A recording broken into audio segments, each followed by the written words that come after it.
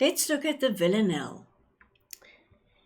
Now, the Villanelle is originally a French form of poetry, but it became fashionable in English poetry about a century ago. Um, it is a very, very specific type of poem with a very specific format.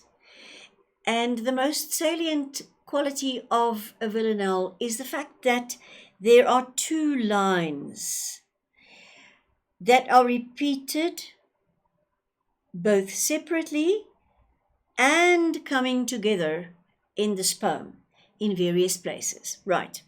So it is very tightly controlled. It has a tightly controlled rhyme pattern, and it has 19 lines, and every line in line ending has one or two rhyme sounds. So there's a lot of rhyme, there's a lot of rhythm, there's a lot of repetition.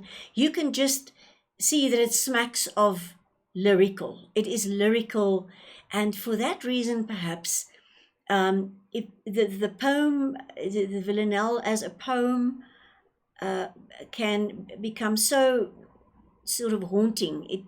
You cannot get it out of your head because it's very lyrical. It's as though it can be sung, right? So the rhyme scheme is ABA, ABA, ABA. You have 1, 2, 3, 4, 5 ABAs. And in each one of those tercets, a line, one of the two lines will be repeated separately. Finally, they will come together in the last stanza, which is a quatrain, where you've got the two lines coming together, right? So you're going to have a lot of repetition of the same line, the same line, the same line. Very dramatic, very lyrical, okay? It's also written in iambic pentameter, which helps with the rhythm. Ta ta ta ta, do not go gentle into that good night. Iambic pentameter, right? Fine. Now, some of the best known villanelles ever is, of course, Do Not Go Gentle Into That Good Night by Dylan Thomas. Not only because of its very touching content, because Dylan Thomas wrote this poem for his dying father, right? But it's been used, and it's so popular. It's perhaps one of the most popular and well-known poems ever. As you can see, it's on graffiti. It's graffiti on a wall. It's been used in films, for instance, like For Weddings and the Funeral. At the one funeral, the poem is recited. It really has been such a commonplace poem for us. We all know it, and we all love it. It's just one of those that you can't get out of your head, right?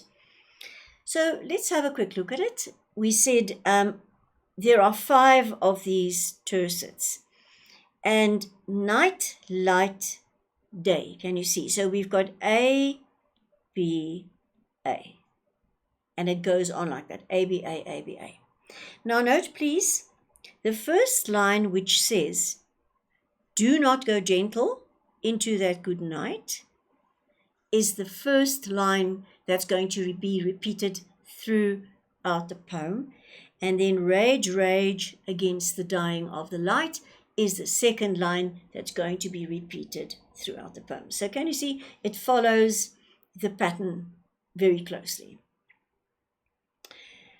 Of course, as we can see, it's about not going gentle, in other words, fighting against death.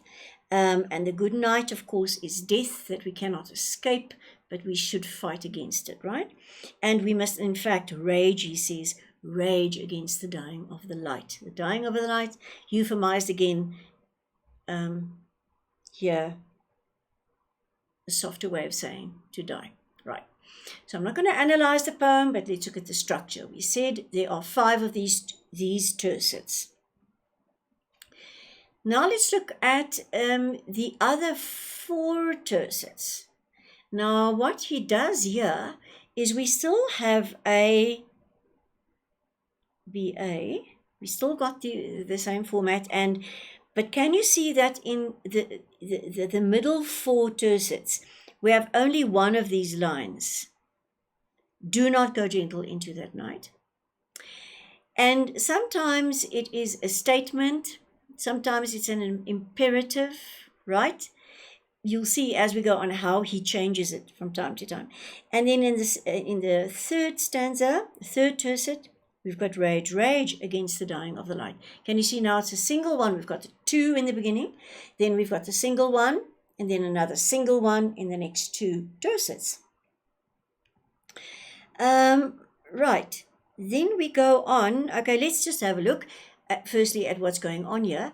What he does in these middle stanzas and what happens is that he's going to work up to the death of his father eventually. And his father must not go gentle into that good night, and he must rage against the dying of the light. But he now gives in the four tercets, middle tercets, he gives reasons for his father not to go gentle. Why do you want to just lie there and move into death? Come on now, show me some fire. Show me some indication that you still want to live. And then he goes on, he says, you know what, there are wise men who will give everything while lying on their deathbed to just get up and write another wise book or give somebody some wise information. They would just want to do one more thing in their lives to help other people, for instance. He talks about good men. If a good man is lying on his deathbed, certainly there's one more good thing that you want to go out and do in the world. You don't just lie there and die. You don't do that. You rage. You don't go gentle right into that good night. You rage. He goes on with two more. In other words, remember I said the four middle tercets are about different types of people, and it covers more or less everyone on earth that won't go gentle. They will still want to do some more. So, wild men. If you're a wild man, wouldn't you like to do one more wild thing? Wouldn't you like to still go bungee jumping or do something? Just this last thing that you love so much. Why don't you just show me that? And even grave men, in other words, very serious men, will have something in their heads, will think of something that they can still go and do. And they see with blinding sight. In other words, it's so clear to them on their deathbed that there's still more in this world. So it gives us the four types of people and why those four types of people would rage.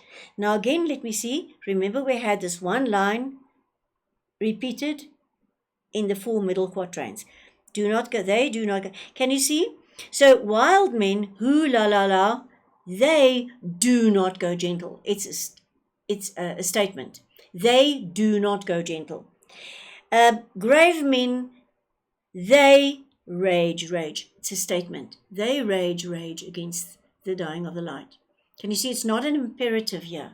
Because he tells us that these people will rage. They will not go gentle. So we've got these two lines repeated. Then, of course, after the five tercets, remember in the beginning there was the imperative. Do not go gentle. Rage. It's an imperative, and if it don't go without raging. Do this.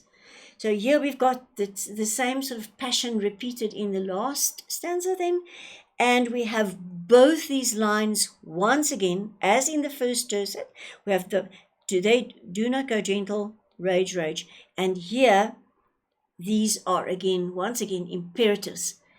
So here he is now addressing his father lying there. Once again, an instance of apostrophe. He is addressing his father who is lying there in a coma. You My father. It's actually repeated, you are my father. How come, if all those people can think of something that they want to still do with their lives, what is it with you?